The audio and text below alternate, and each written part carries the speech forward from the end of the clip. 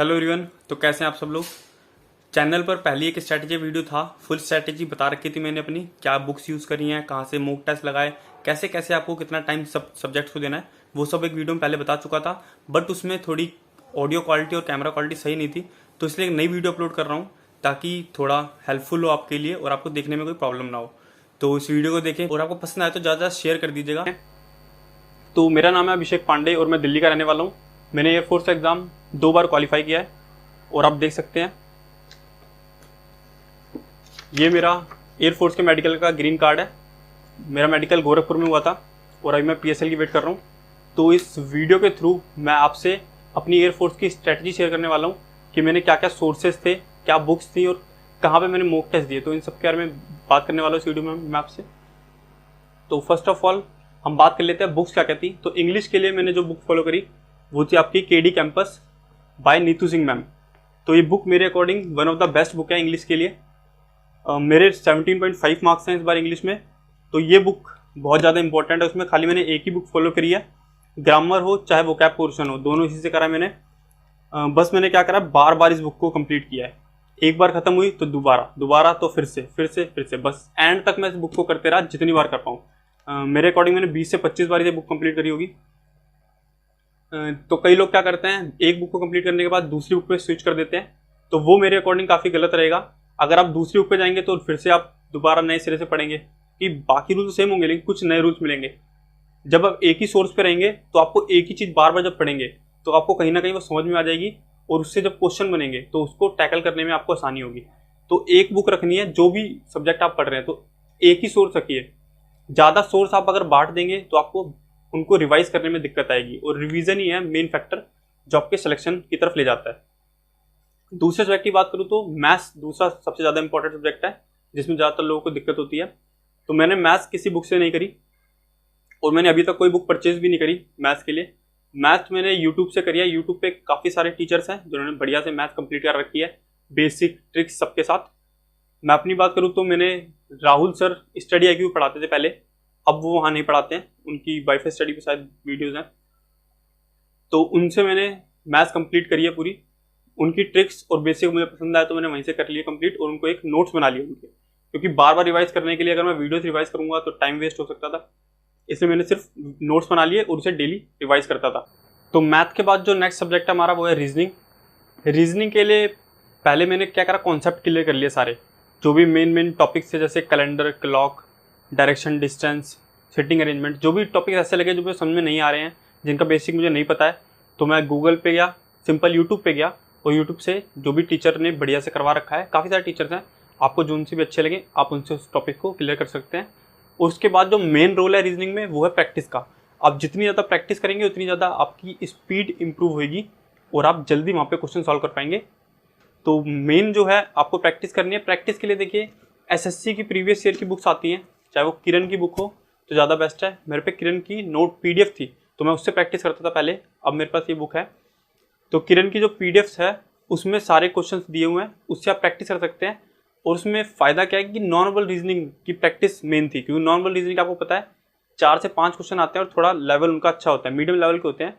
तो अगर आप ज़्यादा प्रैक्टिस करेंगे नॉर्मल रीजनिंग की तो आपका दिमाग काम करना स्टार्ट हो जाएगा और चलने लग जाएगा, कि पता चल जाएगा आपको कि किस तरीके की मूवमेंट्स होती हैं, जब क्वेश्चन आए तो मुझे किस तरह सोचना है, तो वो फ़ायदा मिलता है। तो आप किरण के PDF डाउनलोड कर सकते हैं, बुक खरीद सकते हैं और उससे ज़्यादा प्रैक्टिस कर सकते हैं नॉर्मल रीजनिंग क्वेश्चन के या वर्बल रीजनिंग के।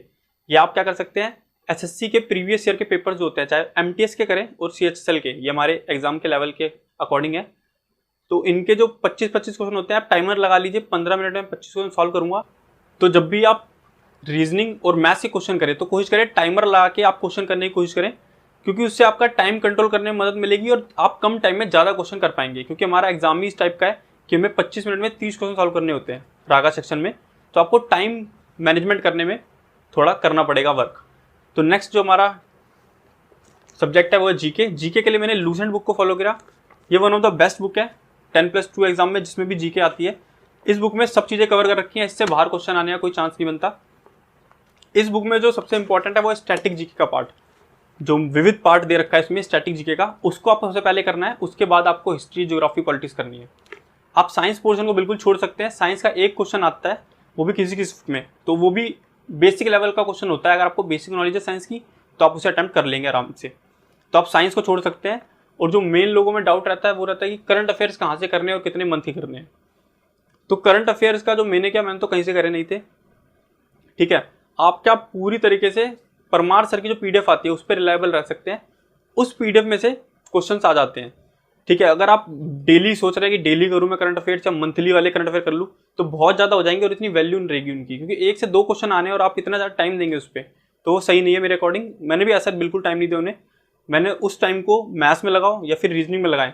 मैथ्स रीजनिंग इंग्लिश में लगाएंगे तो ज़्यादा फायदा मिलेगा मेरे अकॉर्डिंग। तो ये तो बात हो गई हमारी सारी मैथ्स रीजनिंग जीके इंग्लिश सबकी बात कर ली हमने। अब बता देता हूँ मैं टाइम कैसे मैनेज करता था। तो टाइम का क्या था, मैं 5 से 6 घंटे डेली स्टडी करता था। जैसे मैंने दे दिया 1.5 घंटे तक इंग्लिश को, 1 घंटा मेरा ग्रामर कर लिया 1 घंटे के अंदर, और बाकी टाइम में मैंने अपना वोकैब पोर्शन कर लिया। आधा आधा टाइम मैंने दोनों को दे देता था। 1 घंटे रीजनिंग के 1 घंटा अगर आप देंगे डेली तो बहुत है, सफिशिएंट है। उसमें आपको क्या करना है, आप आधा टाइम अपनी वर्बल रीजनिंग को दे सकते हैं। जैसे आप क्वेश्चन पेपर कर रहे हैं तो आपको मुश्किल से 15 मिनट का टाइमर लगाएं। आप CHSL का पेपर जैसे आप डाउनलोड करके आए तो 25 क्वेश्चन 15 मिनट में करने की कोशिश करें, और बाकी 10 मिनट मानता हूँ कि जो भी उसमें गलतियां हुई आप उसको एनालाइज करेंगे कि क्या गलतियां हुई मेरे क्वेश्चन पेपर में, तो उसमें लग गए। और जो बाकी आप 15 से 20 मिनट आप दे डेली नॉन वर्बल रीजनिंग के क्वेश्चन की प्रैक्टिस को, क्योंकि नॉन वर्बल रीजनिंग हमारे एग्जाम में थोड़े अच्छे लेवल की होती है, तो उसकी प्रैक्टिस को आप थोड़ा टाइम दें। ऐसे ही आपको 1 घंटा करना है, जीके को देना 1 घंटा डेली। 1 घंटे का मतलब है आपके 45 से 50 मिनट, 10 मिनट आपका डिस्ट्रैक्शन भी हो सकता है, या 10 मिनट पहले आप बंद खत्म कर दें। तो कोई एक टॉपिक उठा ले, जैसे मैंने उठा लिया बुद्ध और जैन धर्म को पढ़ रहा हूँ मैं आज, तो उन दोनों को कंप्लीट करूंगा मैं। उसमें अगर वो 40-45 मिनट होगा तो बढ़िया है, अगर 1 घंटे से थोड़ा टाइम ज़्यादा भी लगे तो कोई दिक्कत नहीं। मैं मेनली फोकस करता था कॉन्सेप्ट पे। अगर मैंने आज चालू करा 10th चैप्टर तो मैं 10th चैप्टर पूरा खत्म करूंगा, ठीक है। उसके बाद जाऊंगा, थोड़ा ज़्यादा टाइम लग जाए कम टाइम लग जाए उस पर फोकस इतना नहीं करता था मैं। मेन क्या रहता था, उस चीज़ की एफिशिएंसी कितनी रही, मुझे फायदा कितना मिला उस पूरे दिन में। ऐसे ही आप मैथ्स को कर सकते हैं। आपने जैसे परसेंटेज चैप्टर उठाया तो आप लगा लीजिए, आप आज मैं 70-80 क्वेश्चन सॉल्व करके हटूंगा, या फिर जो अपने नोट्स थे उससे सारा रिवाइज करूंगा। तो ऐसे आप कर सकते हैं डेली। तो इसी तरीके से मैं सारे सब्जेक्ट को टाइम देता था। मेन मेरा फोकस रहता था एफिशिएंसी पे, कि पूरे दिन मैंने जब वर्क करा तो उसका फ़ायदा क्या मिला मुझे, कितनी एफिशिएंसी मेरी आ पाई, मैंने कितने टॉपिक कंप्लीट करे, आज कितना नया सीखा। हावर्स पे मैं कम कॉन्सेंट्रेट करता था, लेकिन मैं हावर्स में बताऊँ तो 5 से 6 घंटे अप्रॉक्स हो जाता था पूरे दिन में स्टडी। तो ये काफ़ी सही टाइम है। आपको 12-14 घंटे जो लोग कहते हैं इतना करने की ज़रूरत नहीं है, ये बहुत सिंपल है। इतना अगर आप पढ़ेंगे डेली तो आपके सही रहेगा। आपकी जो बेसिक रूटीन है वो भी बना रहेगा लाइफ का, वो चीज़ें भी बन रहेंगी। लेकिन अगर एक हैक्टिक शेड्यूल बना लेंगे कि मैं 12 घंटे 14 घंटे पढ़ूंगा डेली, तो वो 1-2 दिन चलेगा, फिर आप डिमोटिवेट हो जाएंगे। और जो सबसे मेन बात है, आपको मोटिवेट रहना है हर टाइम। हर दूसरे दिन जब नया दिन आए, आपको जब फिर से वही सारी चीज़ें करनी है, इंग्लिश मैथ रीजनिंग, तो आपको मोटिवेट रहना काफ़ी ज़्यादा इंपॉर्टेंट है।